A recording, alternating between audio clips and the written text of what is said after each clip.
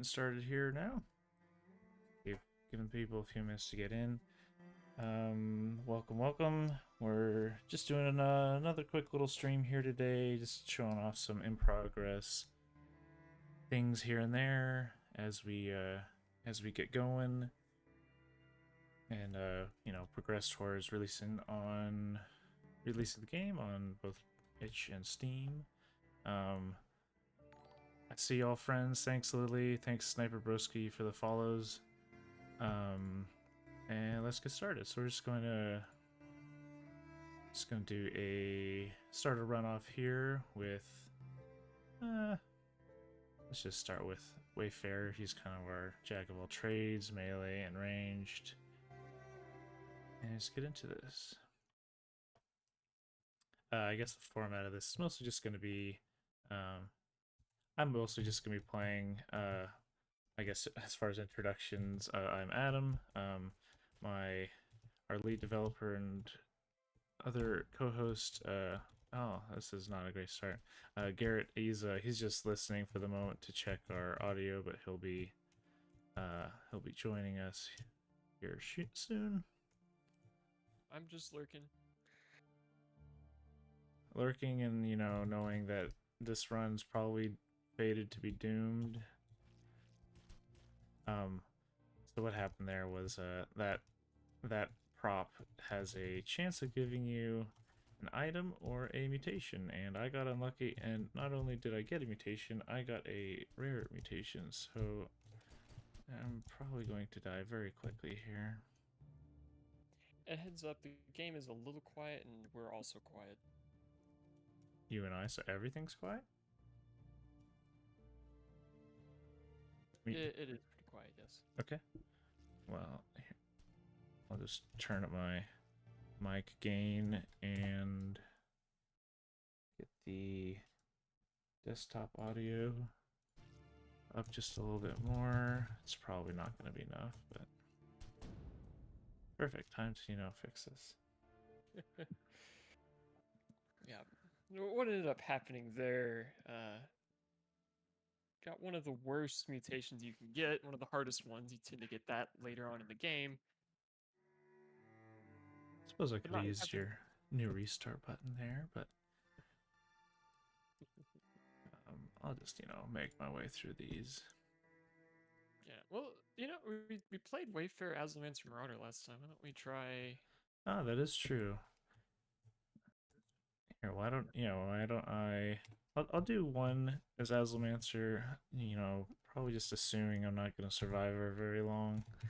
Then I will go ahead and So one thing we've done some work on is we've got our unlocks for items getting implemented. Not all of them are in, but getting most of those in. And so I have a pre-existing save right now, so I'm going to be I'll go ahead and reset my progress after this attempt, and then that way we can start afresh with both some new item unlocks and also that's a little difficult to see there, Mr. New Stone Chest. Started afresh with both the item unlocks and also a different character, which I don't believe we showed off on the last stream. And as the stream goes, as far as what to expect, just a heads up, Garrett, you got your mic feedback whenever you do that, so you might just mute yourself when you're checking your audio. Old headset, it's dying hard. Yeah, as far as what to expect, this will be, say, about an hour or so. However long it ends up going. It's just kind of usually what we've been doing with these, just answering questions as they come in, explaining things here and there. Not explaining everything per se, because we'd like people to learn the game firsthand, and we'd like to maintain a bit of a sense of player discovery. So, not explaining everything, but we'll certainly answer questions and all that good stuff. that very short-lived run with the Wayfarer. That one was for, like I was saying, just a jack of all trades. He's got melee and ranged attacks and pretty good utility. He can drink a potion to heal himself, which makes him pretty good if you happen to get kind of screwed on your items and not actually getting any healing items. So you can kind of limp along with that ability. Whereas now I am doing the Azelmancer. She's entirely ranged and quick, squishy, all that good stuff. Sniper Broski, where can I find links to purchase it and whatnot? There's a command for Ancient. I'll get you the Steam page. I think MoveBot's programmed to put those in through the process of just the stream in general. But also should be links in the About section to also the itch store page if you wish to purchase the game there. I mean, for full clarification, the game is not yet available for purchase. We just have it. Our store pages are set up for wish listing and kind of trying to. I think just yesterday we did a first little development update on both of those platforms, outside of just the subreddit. So, but yeah, getting the store pages are there, but game will be coming out soon. TM, it's not yet ready, but we're hoping to, as that update from yesterday indicated, we're hoping to be able to let everybody know the progress and how we're feeling as far as a release date or otherwise if it comes down to it. But as we get through the next couple weeks and get a feel for how much more time we need to get everything wrapped up to get the game out. Yep. And it's something to keep in mind that we do both have full-time jobs, and I am doing the vast majority of the development when it comes to, well, programming. I'm doing all the programming. Art, Adam's helping me out with some of the art, some other people as well, but so things can be a little volatile if other work gets busy. Yeah, this is the hobby, but we have been having fun learning things and doing all this stuff. And there's more frustrating things like taxes and all that other stuff. This is just a little between stage, safe space. It's the collector's forum. You can buy some items. So, time's paused. So, I haven't been explaining much. So yeah, we got an intensity meter up at the top right, or sorry, the instability meter, and as it builds, that's gonna start giving the enemies stronger and stronger mutations. So, adds a bit of a sense of expediency, trying to move things along. You don't want to linger too long. But now that I'm in the collector's forum, I'm safe for now. The time stopped. I won't be getting mutations. Won't be increasing in difficulty, so I can stop and think for a second. Buy an item with some of the dust I've collected. And if anyone new happens to be here, notice that looking at it visually, and a good bit of the gameplay, the item collection and such, tends to be pretty similar to Risk of Rain. The game is inspired by Risk of Rain. In fact, we call it a roar-like. But as with Risk of Rain, time is how your difficulty scales. Now, in Ancient, difficulty does scale off time to an extent, but it's not directly tied to it. Your difficulty driver within Ancient is mutations. So that's what you're managing. Your mutations are up at the top, your items are at the bottom. What mutations are is typically just an item for the AI. They range from simple things like attack speed or movement speed, all the way up to the world starts igniting around you. So it can really change the dynamic of a run. You can run into some things where the enemies will get a lot of armor within a run, so you need to find some armor piercing damage. You can run into things where they are doing a lot of damage, and you need to find ways to mitigate, get yourself some armor. So there's some ways to manage that. He just a second ago, when he was in the collector's form, removed a mutation. Happened to get it back promptly after, but I would have gotten one anyway. So, Or actually, no, I think I pressed another shrine to an unknown god, so a little bit of the old unlucko bucko. Yep. You got the double whammy there. Oh, I still didn't get another Azelborn mutation. That's true. The Azelborn mutation, it's one of the rare mutations. It was the one that ended the Wayfarer run in the first minute. It's basically, it just takes base stats of the enemies and turns it up to 11. And they get more damage, more speed, more health, more better attack speed. So it can be very brutal to deal with, especially if you don't have any items.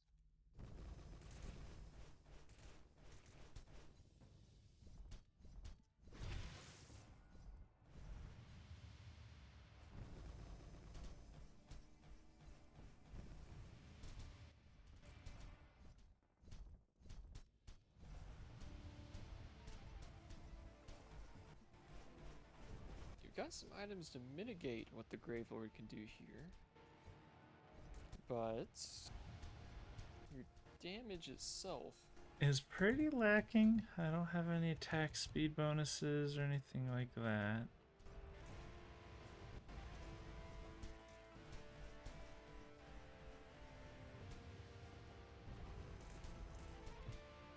I'll admit, the Azelmancer's not my most adept character to play it. I guess I call myself a Marauder main, so he's the big saved by the level up. He's a big melee only character. Where's our musician Matthew? He is an Azelmancer main and probably could show me up.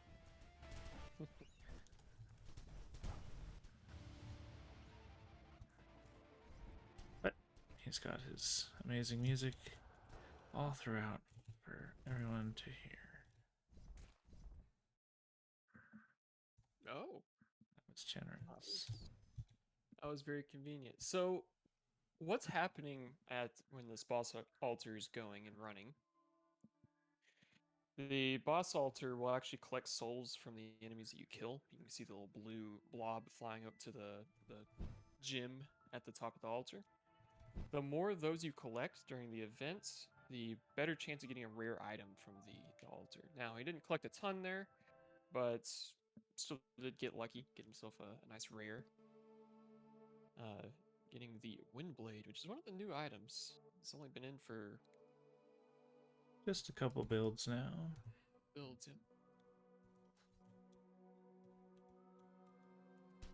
yeah. Oh wow. Smacked me on the way down.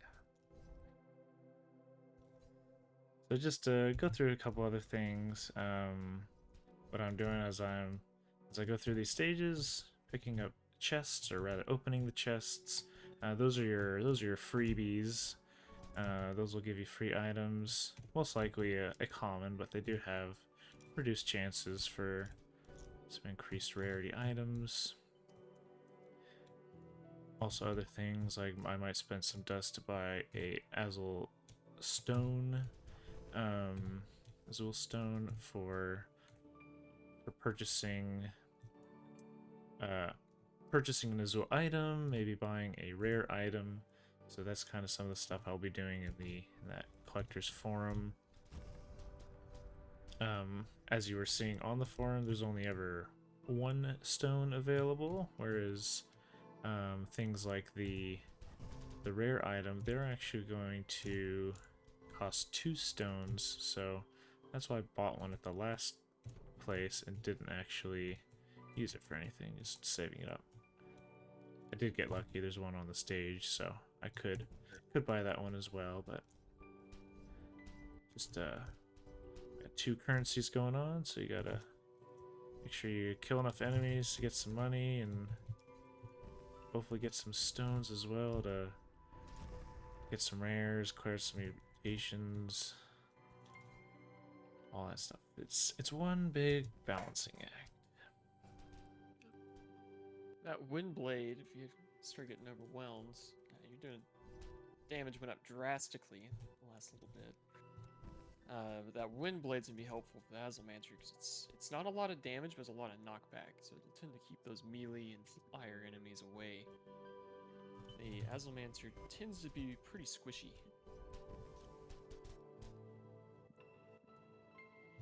I was actually my QA QC eyes thought they spotted something. It looked like I saw like a slight jiggle almost of the chest. Something looked a little odd. Ah, there's our good old friend Azelborn again. Here I am dilly-dallying, and The game is punishing you for criticizing it. yes, I am now hurting because of waiting too long. Wow, that hit a lot of times. The wind blade for a ranged character is very useful. Like I said, the damage is not amazing compared to some of the other rare items. I'd venture to say it's probably the lightest damage of the rare items. But being able to just push enemies away is very useful. Now, to the opposite end of the spectrum, we have the hardest hitting rare item you just picked up. When it strikes. When it strikes, There it it's a goes. very Plop. good chance.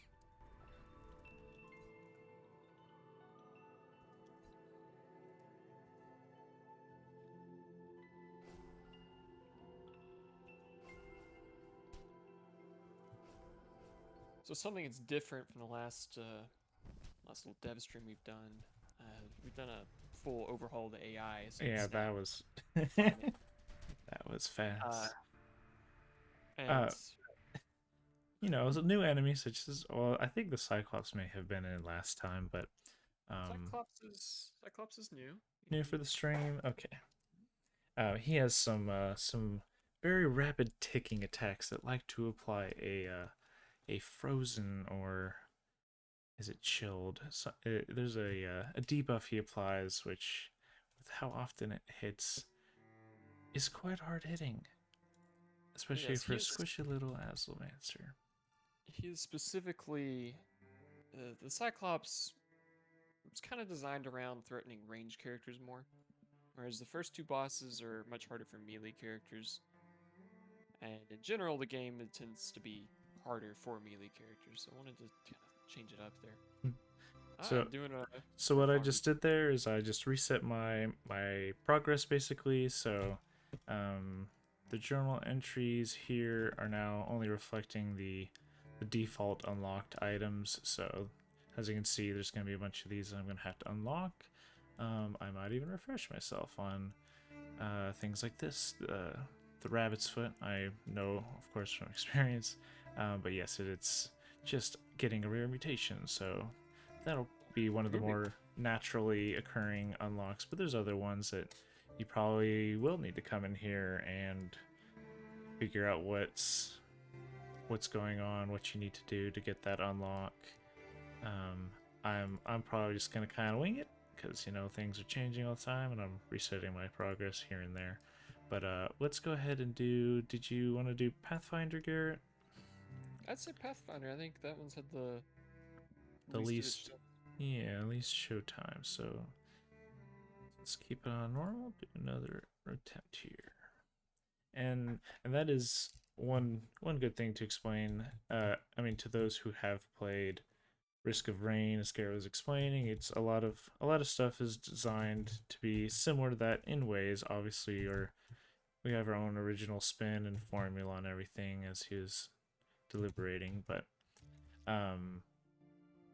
it's not just a one and done thing. You gotta probably gonna be dying, and you probably have to be making it multiple attempts. Might not get the best item spread. You might get a really rare item. You're gonna get really lucky and get some awesome items right off the bat. But yep. So doing a new run, I guess is the term we like to use.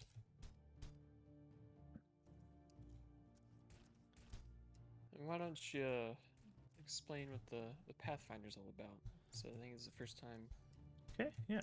Pathfinder, she's another all ranged one, but her focus is character ranged one.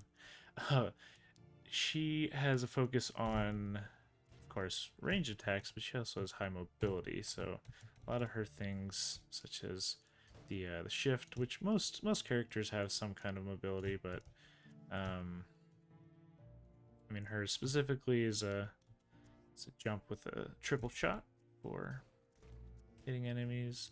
I'm kind of skipping through it when I'm picking my character on the character select screen, but there's a full rundown of how the abilities function, what they're doing, and actual stats that you should be seeing of those things.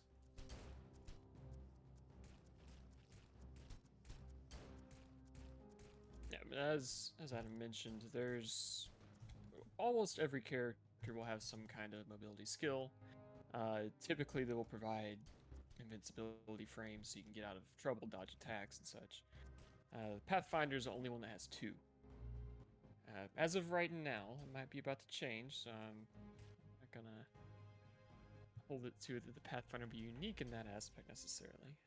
As a teaser for the next character that's coming. I couldn't quite get in for this build, but the yeah, lots of mobility, two skills that give temporary invincibility frames. Good damage, but definitely not the highest damaging character.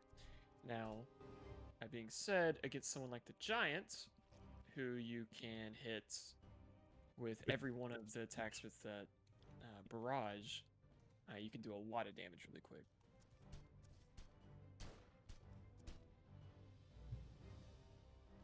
And I'm taking a little bit different approach, actually using my brain a little bit this time. Something I personally do with my playstyle is I tend to, a lot of this comes just from a lot of Risk of Rain runs over the years, but not actually picking up all the items on the stages and just keeping up the pace. So again, it's all that balancing act between mutations and your items and time, and a bit too the currencies and what you're, if you're saving for the next thing and all that. So I might actually go ahead and get started here with an Azul item. Get the Knife of Shariah. So Azul items are gonna fill that slot over my health bar over on the left. So those are a unique category where they're only allowed one at a time. So if you want to use a different one, you'll have to give up and swap out. Don't let these be confused with the equipment of Risk of Rain. So what these are doing, these are going to be pretty drastic modifications to your stats, your abilities, and things of that nature. So it's not just going to be basic things like the items, like say the practice sword is going to give me more attack speed. What the Knife of Shariah is going to let me do is it's going to let me share my stat increases between my movement speed and attack speed. So because I have two of these guys, so I'm getting 30% attack speed, I'm also now getting a 30% movement speed, and vice versa. So that's why I went ahead and grabbed that, because I already have a couple items down into that that would synergize well with that Azul item. So that was the rationale there. And those can be upgraded with more stone at increasing prices, but I can get one on this stage and got some money left over. I go ahead and get this guy and get a move on.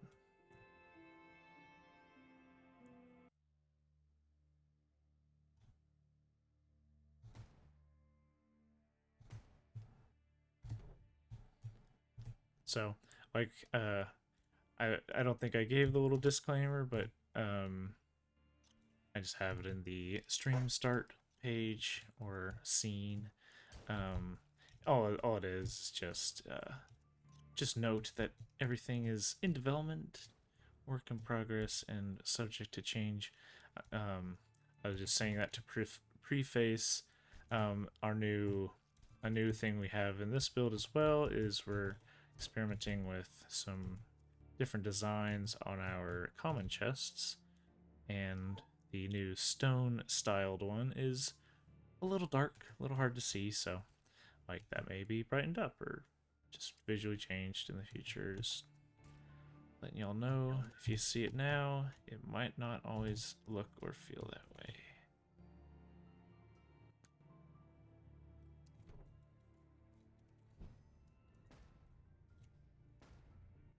Phew.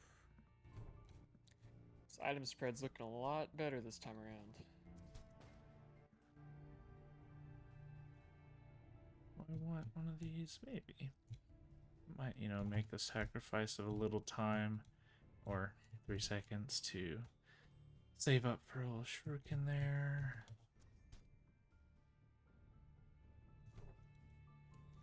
So this will be interesting. You're going to have a lot of damage here, some decent damage over time with those 2 dragon stones. But a enemy, all the mobs on screen, they do have an amplified, so it's increasing their damage, and then 2 lacerating. So it's giving them a very high chance to inflict bleed whenever they hit. So it's gonna be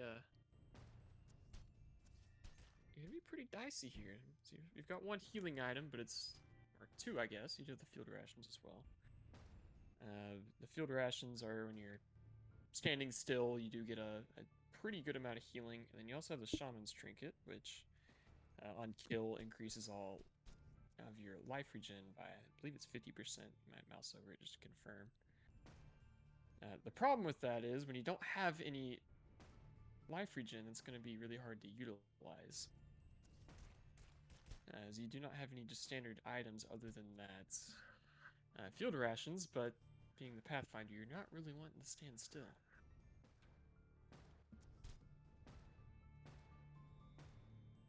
As I am, I guess, precognizant in this matter, I'm gonna grab myself the unlock for the lamproot items. So not all of them are specific to killing a boss or whatnot, as you might have seen when I killed the giant on the first stage here. This last stage I got a couple unlocks, whereas the lamproot here, that one is go and find it and then you'll have it. So not all of them are the same type. I'm trying to keep things nice and interesting with a bit of varied unlock methodology. And they'll vary in difficulty too. There are certain items that by design are pretty easy to unlock. There's certain items that will take some time or specifically trying to unlock them.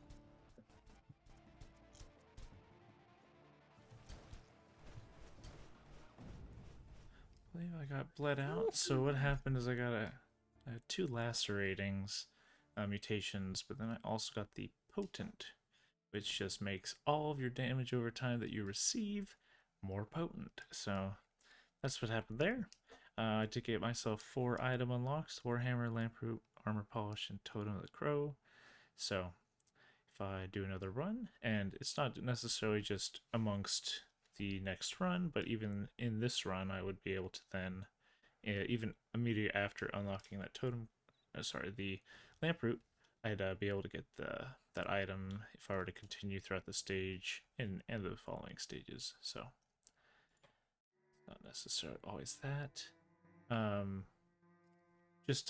guess while we're here, this is just our new work in progress still, but really coming together for one of the frames for little intro sequence that we plan on putting together for kind of describing the background story, as it were, of the world of Ancient. So right now this is it's the main menu screen for now, so that's what this is. And You would have seen that if you were on the subreddit. So do make sure you go over to r/Cosmic Spud, our subreddit, where we're trying to get little updates more frequently with screenshots here and there and art that's in progress, all that good stuff. I'm gonna go ahead and do one now as the bounty hunter. Probably have time for a couple more runs, assuming I last any significant amount of time. Well, I guess it will depend. Can you get to the spoiler stage? That is true. I did say in that development update, tune in for more details. So I have not yet actually shown that stage. And what we're referring to is the cathedral, the final stage, which has only been just a little teaser image shown of so far. So we shall see if I make it that far.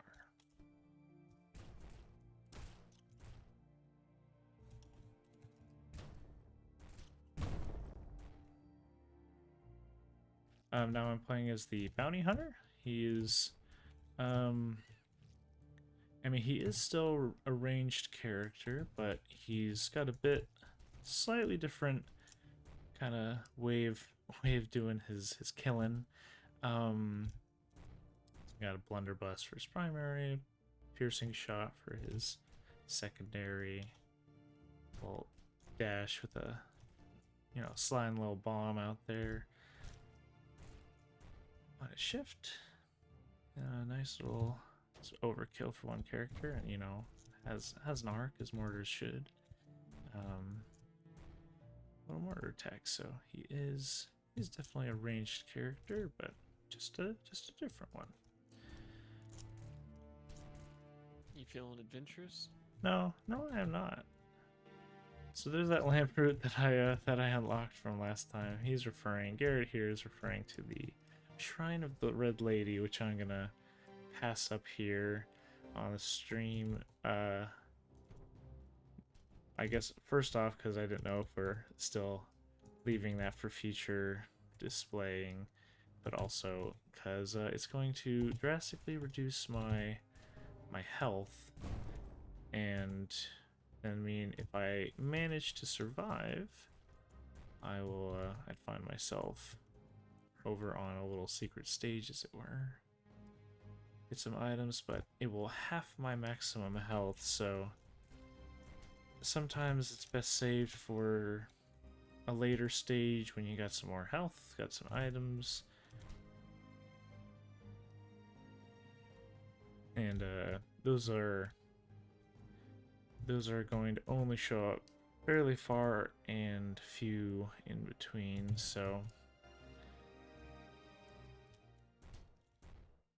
it's a little joke amongst us that some of us will see it just about every run or so, and others for whatever reason only will see it every 20 runs or so. So you know, that's probabilities for you. He's referring to me. I never see it. And that would be Garrett, yes. Who swears that he's not sure it's working right because he doesn't see it. You're always telling me to nerf the spawn rate of it. And I was like, I haven't seen it in a week.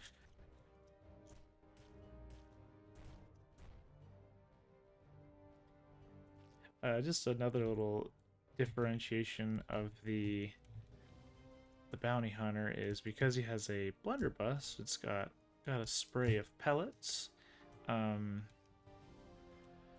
me if I'm wrong on any of this, but they do have reduced chances of proccing effects, but because there are, I believe, 8 of them or 6 of them, you can get a lot of bleeds and burns. Right now I have 1 dragon stone, so I have a chance to ignite enemies on fire, so that's gonna kind of be the goal here, and I might just, you know, continue that. Grab myself another one. And, you know, let's just do something dumb. Yeah, what I'm gonna do here now is trade all of my uncommons for more dragonstones. I managed to keep my Porcupine, which I think I'd like to keep because that's a very good item. Fun one. Now I have 5 dragonstones and should have a pretty easy time getting enemies to burn. Not to mention the solid damage over time will have something that'll differentiate it from the others a little bit. So bleed is kind of the generic one. When you stack up bleed, it increases exponentially depending on how many stacks, the amount of damage it does. But also, if it ticks out, you lose all your stacks. For fire, which would be the dragonstone here, it does not stack exponentially, but instead scales off your base damage.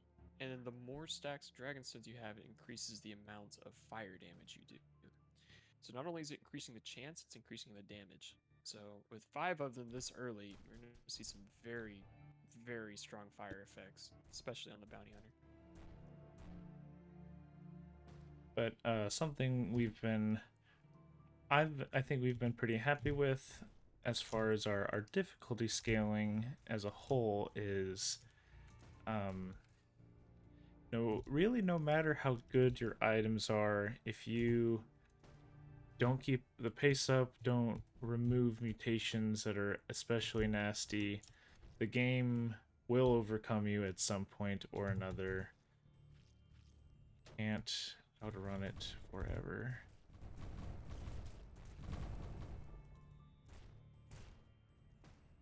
So what I'm doing with those props, I got another one, is when activated, those will spawn some elite enemies, and if you can kill them within the allocated time, then you will be rewarded with a uncommon. So they guarantee you an uncommon item at the least. And things are about to get interesting here because I both got lucky by getting a worm skull from that common chest, but at the same time I also got myself a rare mutation, the lightning storm. So as you can see here, we got lightning all over the place.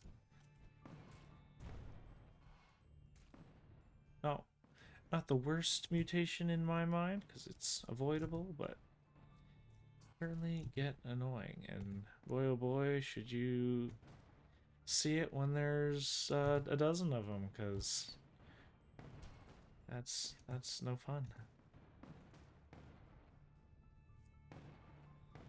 I'll let you answer that question, Garrett. Sniper Broski asks, on a scale of 1 to 10, how proud are we of our game? So, that's all. I'll preface this.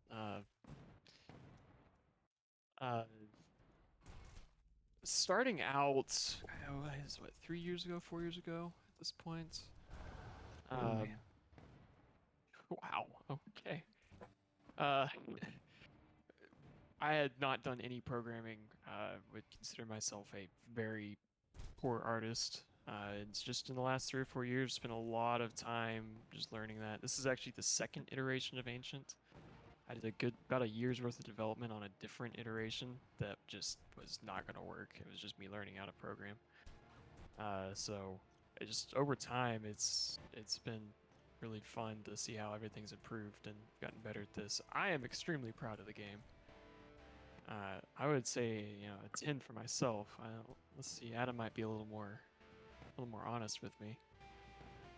Well, when all I've done is some sound effects, quality checking, and little bits of art, I don't know if I don't have the whole picture in my mind, so. Well, you're the professional streamer too. This is true. Doing the marketing, doing the streaming, that's all been all new stuff. But as far as the game goes, yeah, I'm very happy with our package. I'd give it a 10. I'm very proud of. I mean, mostly of what Garrett's been able to put together, but happy with my efforts. But we're anxious and excited to see how things go come release. Something I didn't indicate earlier when I was saying we're hoping to give more details on potential release dates and whatnot is the the target right now is trying to get it out before the end of the year. As Garrett indicated earlier, we're both full-time employees with our own jobs, so there's a lot of evenings and weekends, so only so much we can squeeze in every day. But we are. I make the joke we gotta have our crunch time because we're game developers, but again, evenings and weekends, so it's inherently everything is crunch time when it comes to Ancient. It's all free time, but it's a blast to work on. It's really beyond anything else. Even if I was just making the project for myself, it's been fun to work on and just put it together. And I personally enjoy it. It's fun having our late night streams on Discord, just watching each other play, do good runs.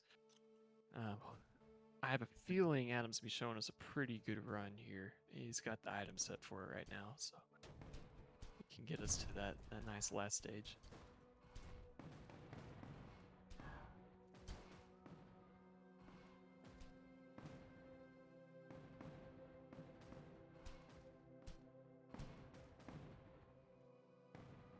And yeah, I see that Sniper Broski, Caleb did tell me you enjoyed your time with it and your little bits of feedback, so that is all appreciated. As most of our QC is done by yours truly, so it's good to get some external feedback when we can.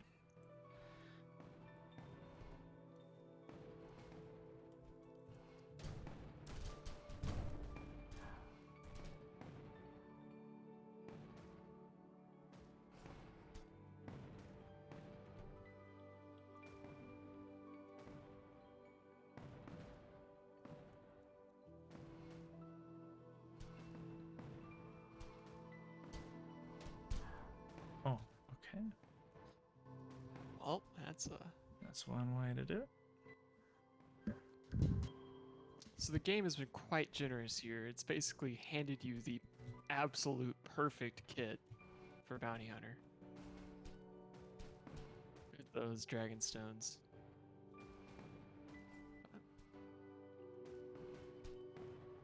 Yeah, Sniper Broski, the Pathfinder is definitely my favorite. It's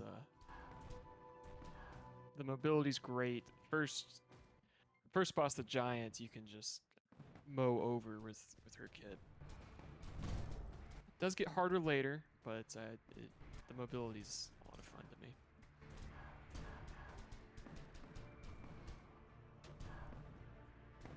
I did not realize I already killed him. It's those Dragon Stones. Like I said, it's we have determined the Dragon Stones might be a little stronger than some of the other damage over time counterparts, so it's something that we're constantly doing as we tweak damage numbers and cooldowns and all that good stuff. Yeah, but as I mentioned, some of the other ones are unique. I mentioned the bleed and fire, but there's also poison, which will be doing damage based off an enemy's max health. So the healthier an enemy is, the more damage it'll do.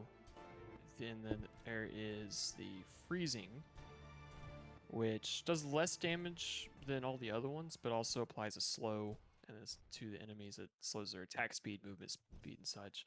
And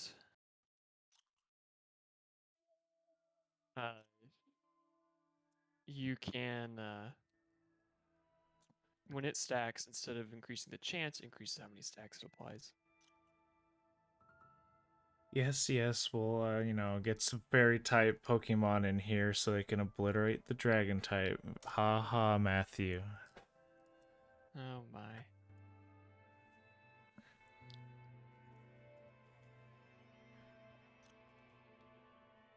Speaking of damage over time, I sensed a little sarcasm there. Did you now?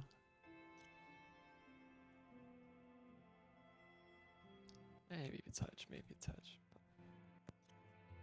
Debating on the Death Mask of Kings. I don't think I have great use for it at the moment. I mean, if I could get a Totem of the Crow, I would buy that in a heartbeat. But for now, So what he's talking about here, the Azul item that's available is the Death Mask of Kings. What it does whenever you take a hit, it activates all of your on-kill effects centered on yourself. So there's a couple of on-kill items. Right now he's only got the Porcupine, but there's also the Cleansing Wand, and then there's the Shaman's Trinket and Hunter's Medallion. So it can do some very good things for keeping your keeping some of your effects up, and then also some damage effects. Fortunately, it doesn't have it right now, so that Azul item doesn't affect him much.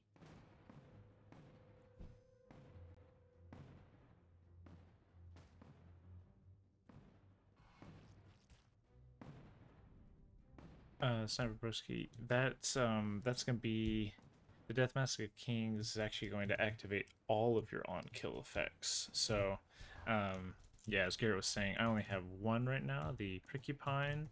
So there are some others. So if I manage to get some of those, it's gonna proc all, or just fire all of them off, which is going to be quite huge if I can get a few more. But alas, I didn't pick it up, so it'll really be up to what I'm given for the next forum. But yes, an on-kill effect is anytime you deal damage and kill an enemy or bleed them out, that's when it will activate. Ah, I suppose I answered the wrong question. But yes, they are. They're normally fired off on killing an enemy. You're actually seeing them quite frequently. Anytime I'm killing an enemy, that's those little, basically plant spores or whatnot from the Porcupine firing off. So it's an enemy killed is going to launch off some little plant spikes as they were, and do all that good stuff. Hit the next enemy, and so on. So just looking at this going on now, I mean, you do have a lot of damage, but relatively light mobility, and you've also are running into the enemies are getting a lot of damage. So they've got 2 amplified, that increases their damage, and 2 accurate, which gives them a crit chance. Not only that, but the lightning storm also has crit me a few times, so And that's something to keep in mind. Even though it's an environmental thing, it still gets the buffs from mutations. So if you have one of the things that could be really scary is if they start getting some damage over time effects, and you run into, say, a firestorm mutation, and it bleeds you to death as you stand in the fire. It will start taking potentially bleed on you. It can be very dangerous. It can end up with some funny combos. You can end up with firestorms that freeze you to death.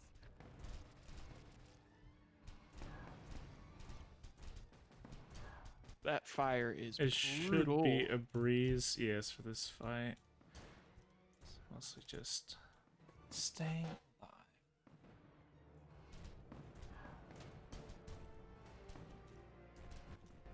Thankfully, the Hive Queen is not really a direct damage boss. She tends to poison you, inflict a lot of poison on you with a bunch of different hits, and do her damage that way. So the amplified and the accurate don't make as big of a deal with her.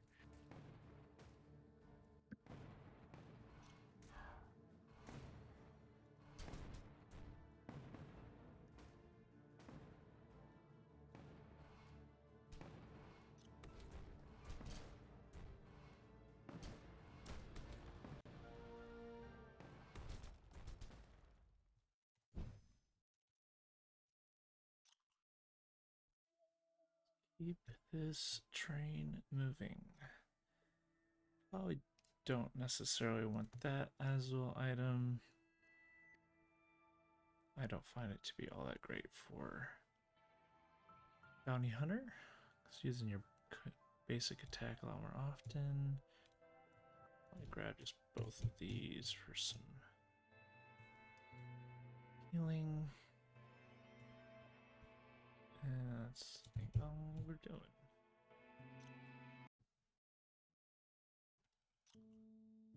Now we're on the orchard, or what we oftentimes call the cherry blossoms. One more stage to the reveal, as it were, if I survive this guy as well.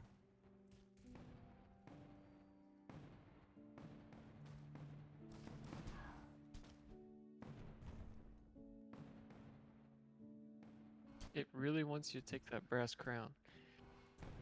So, I'll just explain that one over here. Brass crown, it's an Azul item that anytime you use one of your skills other than your basic attack, it gives you a chance to reset all of your skill cooldowns. So, it can let you play very active for someone like the Azulmance or the Pathfinder, who tend to have shorter cooldowns and then lots of mobility based off those cooldowns. It can be very valuable, as you can use your skills a lot and keep getting your big, heavy hitting skills back up ready to go. For someone like the Bounty Hunter, who you get most of your damage out of your basic attack, especially right now with all this damage over time, it's not as useful. So that's why he's ignoring it. Also, they are costly when they're on stages. I've been neglecting properly saving up for some Azul stones.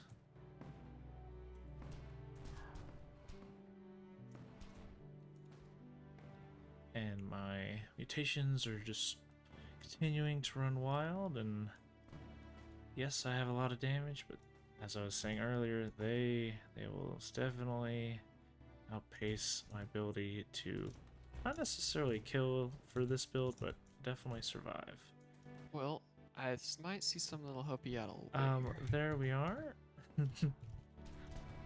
Oh, you know, I have to actually pick that guy up. There we go.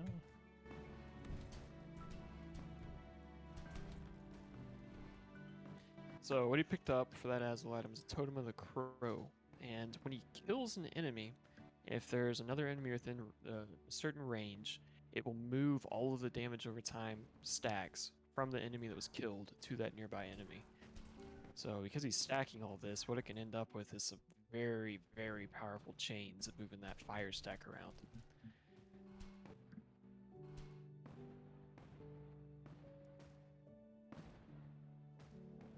Now, one thing to note, so your last mutation was actually a Resilient, well, you just got another Accurate.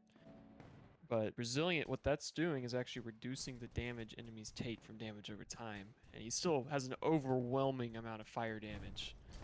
Absolutely no way that they're going to be able to resist that. But if they get a couple more of that mutation, it could really change things here.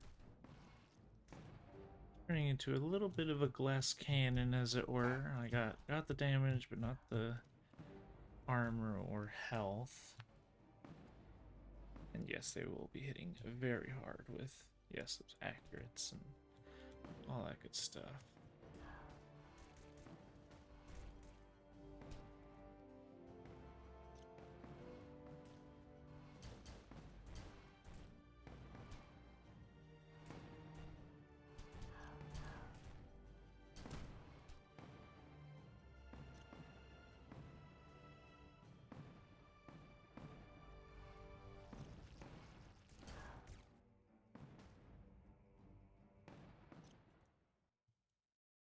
I very badly need a little movement speed, so that should be a little bit of improvement.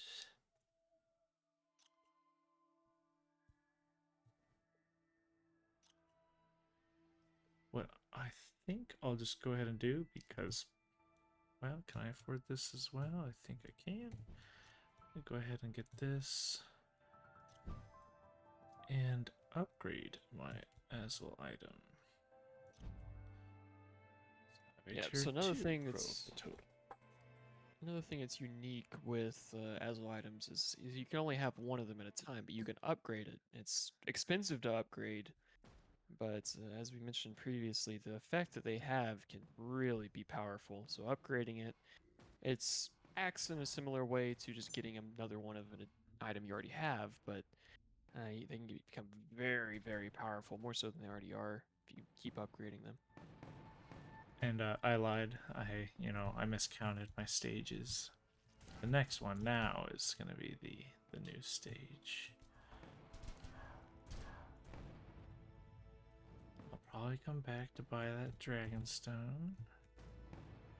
That is where most of my damage is coming from.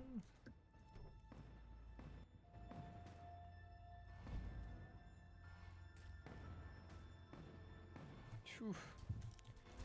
You've got a pretty nice item set, but those mutations are stacking up. I need to not get hit.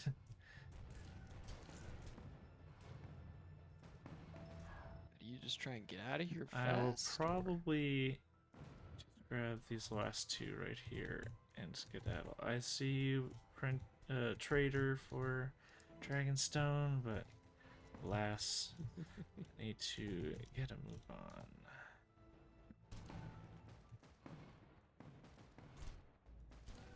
And as you're seeing there, I had a few vultures. You're gonna start seeing enemies that are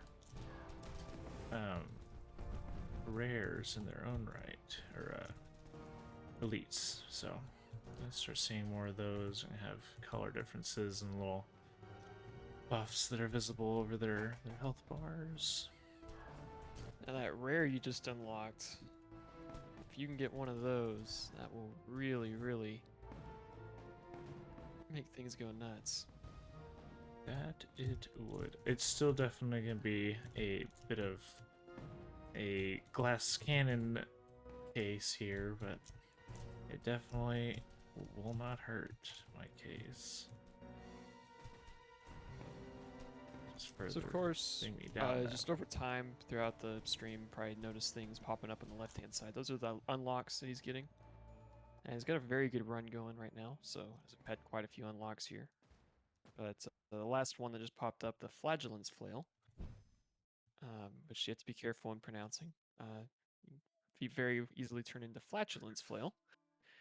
But the Flagellance Flail, what it does, whenever you inflict a damage over time, so this be fire, bleed, frost, or poison, instead of inflicting one, it'll inflict two. If you have another stack, it'll inflict 3 or 4.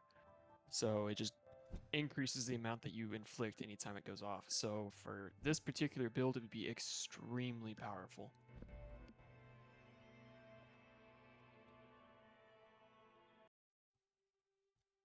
And here we are, the Cathedral of Azul.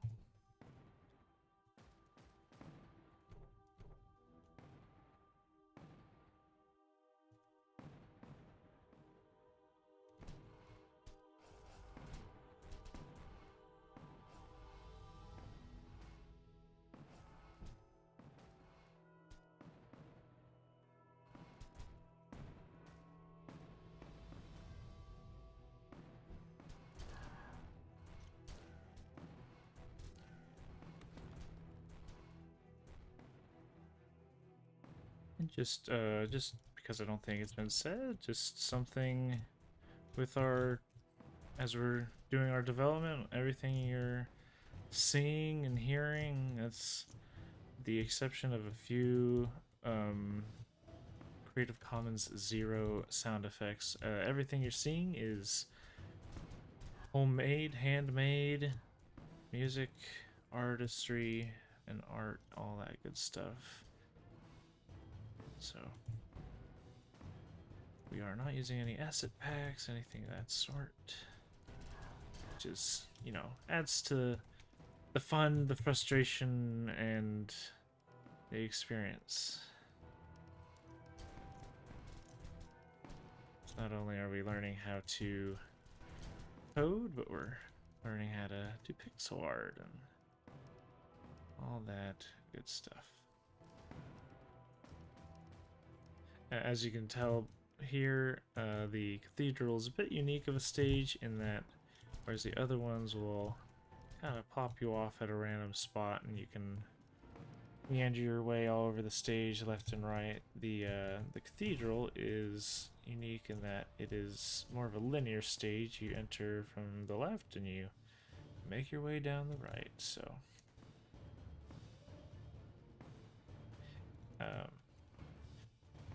and other things to note, as like one thing that we have yet to do is we're gonna get our enemy association with the stages. So the enemies you're seeing now, a lot of these quite possibly may not be on the final stage, as a means of letting us round out our theming and get all that good stuff. Just apparently hit over a 10,000 there with one hit, so got myself that polished monocle, and that's all sort of stuff which I zipped by in previous occurrences. But when I die and end a run, there'll be a stats screen there, so you can see how well you're doing, see your unlocks. So I should see, and I already got it, so it's kind of nice. Should see at least a 10,000 on that damage number. What's that unlock just indicated? Sure, another damage over time. Or at least get that freeze.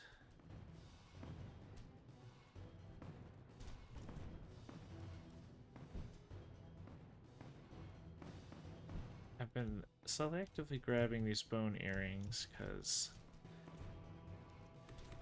I get critically low health and my preserving oil gets fired off to try to preserve me. I'd like to get the damage bonus that the bone earring would also be providing, whilst being at low Yes, health. just to state what those do.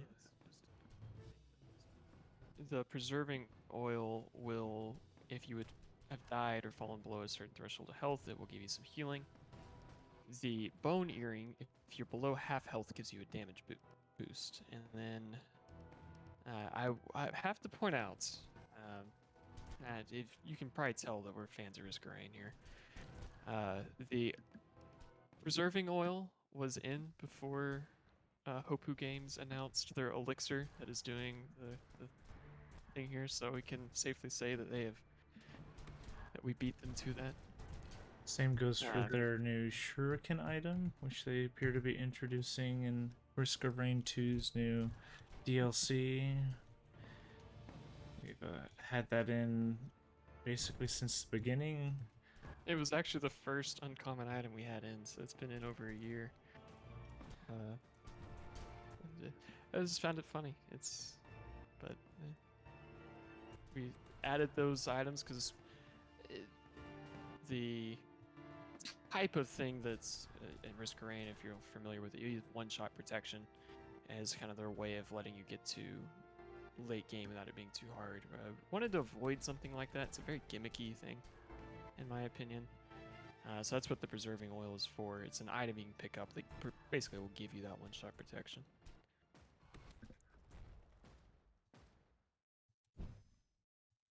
Now, I will throw out here that, of course, this is not how the game is going to end. We don't have the final boss in this build, so we're not doing full spoiler. True, yes. So for now, it's just going to loop us back to our first stage now that I've finished the last one. And I guess there's also the important distinction that may not always be, well, that will be the final stage, but there may be new stages intermediate to it on the way there.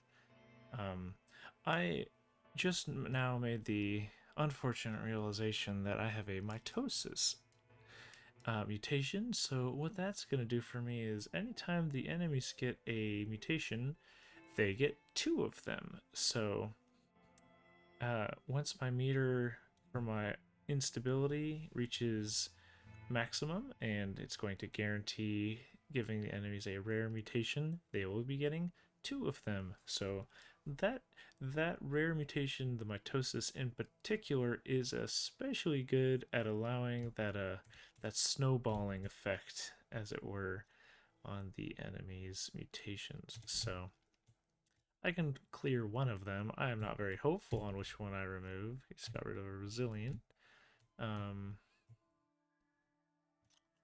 So that is what it is. So given the next few mutations that I'm going to be getting, probably not going to be very nice, regardless of what they are, really.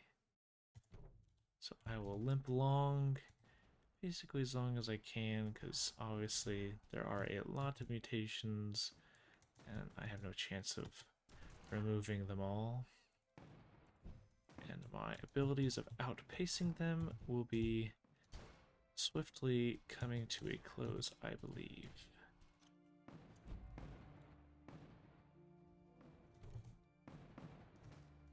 Game's trying for you.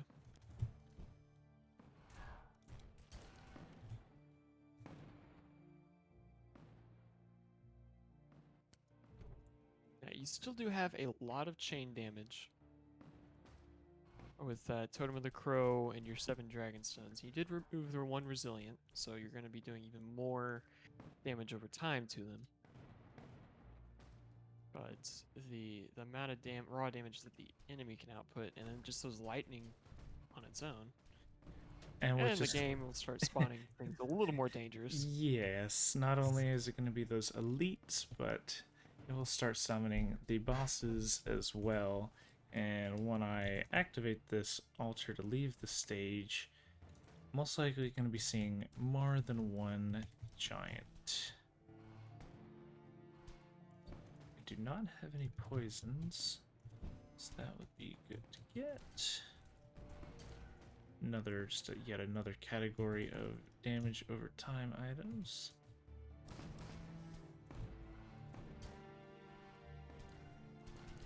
Ah, the double potent.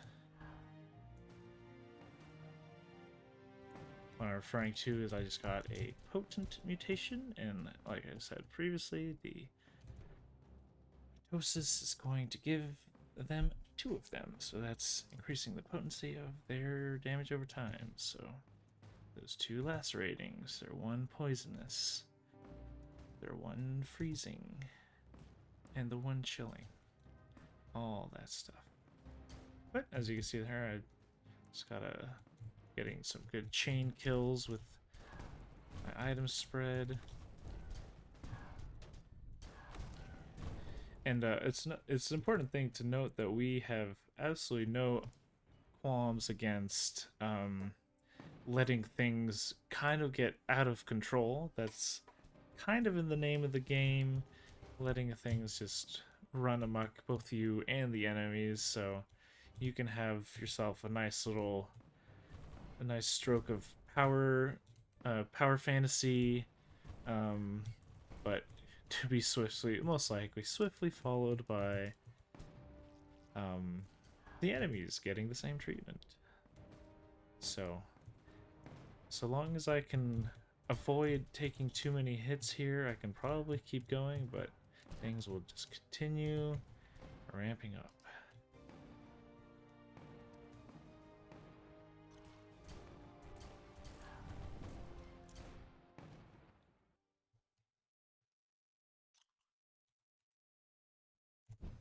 A recently added unlock for the Soul Catcher, so it's good to see that that's working for us. Utilizing that soul gathering little event that occurs when charging the portal, as Kara was describing earlier. Yeah, a little live QA on stream right there, making sure things are all working properly. Anytime I'm playing this game, there's some QA QC. That's one of my many job descriptions for this project.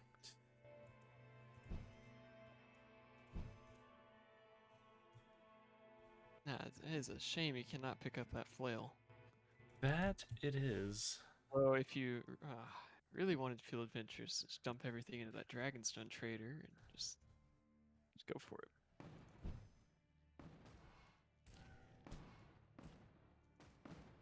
I wouldn't be surprised if I have the anticlimactic end of just getting smited by Zeus, as it were. Just get a nice lightning bolt.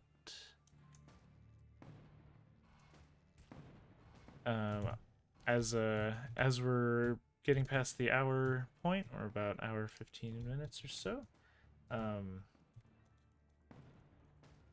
probably gonna wrap this up as soon as I die, assuming that happens within, you know, the next probably 20 minutes, which is most likely.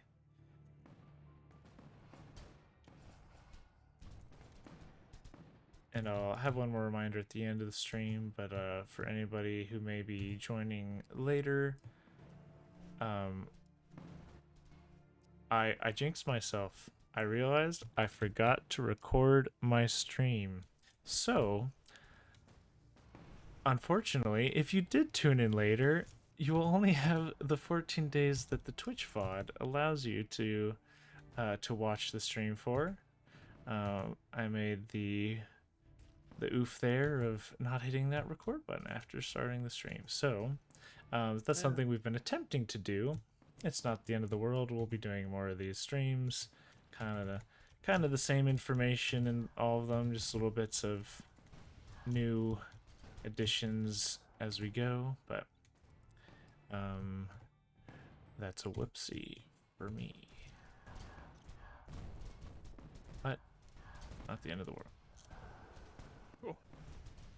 But on future streams, so long as I remember, that's the goal.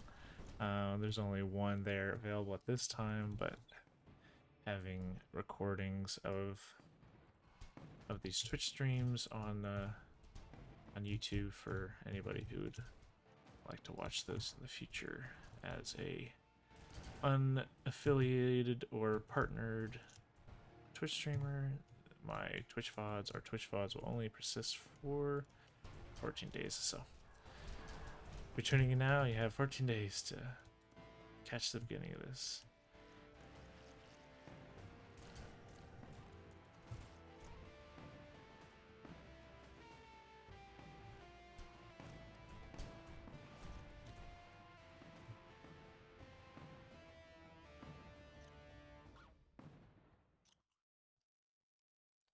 And here I am forgetting how the preserving oil stacks, so I'm going to use the tooltips, which you have working right now. It's mostly just going to heal me more when I do hit that threshold, so... Which I am actually seeing there. I need to update that tooltip. I believe it is 200 health plus 200 per stack, not 25. Ah. As we said, QA, QC.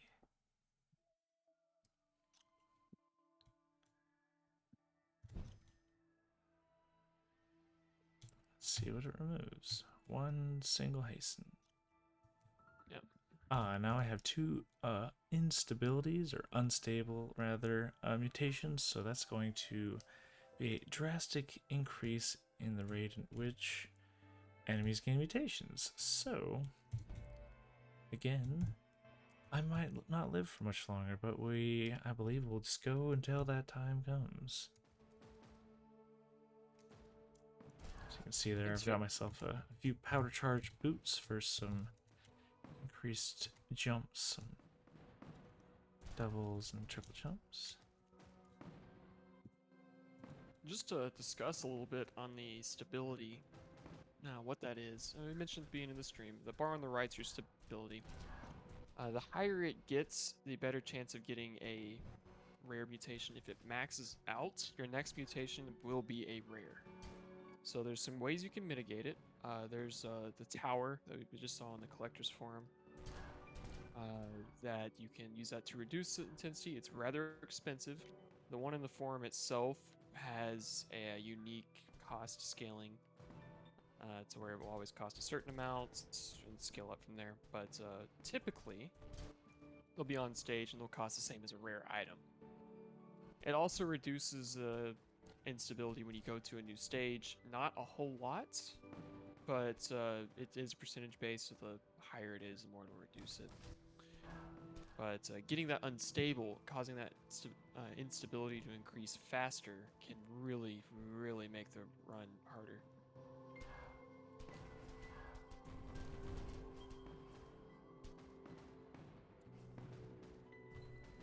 I apparently have a certain affinity towards receiving such a mutation. Oof. Well, that's probably best case scenario for the mutation to get, but that was gonna be tough. I did have a lot of damage over time, so what I just got were 2 troll flesh mutations that gives them, as traditional fantasy trolls tend to have, health regeneration. So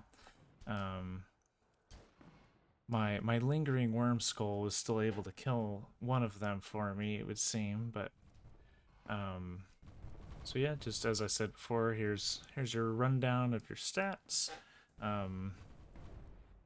Because I did reset my stats earlier when I switched over to the Pathfinder, we definitely broke some new records from that previous run, and all our unlocks. So Yep. we'll back And out to the main. all the UI items and such, they're gonna see some cleaning up as we go along. Right now, it's kind of in the good enough stage just for while we're playtesting. You'll see some changes there. Have And a few trips to the beauty parlor, get some facelifts. it's gonna have a little bit, but it might be more than just the beauty parlor. We have to go into the knife. Oh, alrighty then. Let's But not think about that too much. All right. I think we're gonna wrap up the stream here. Thank you for watching. Again, my name's been Adam. I've been joined by Garrett. This is our game Ancient we're working on. It's available for wish listing. Not yet for purchase, but it is coming soon, both to Steam and itch.io. And we look forward to showing more. Follow over on the subreddit r/Cosmic Spud, where we have more frequent updates for y'all to see and follow. So, again, thanks for joining us, and I think we will close it out here. So have a good one.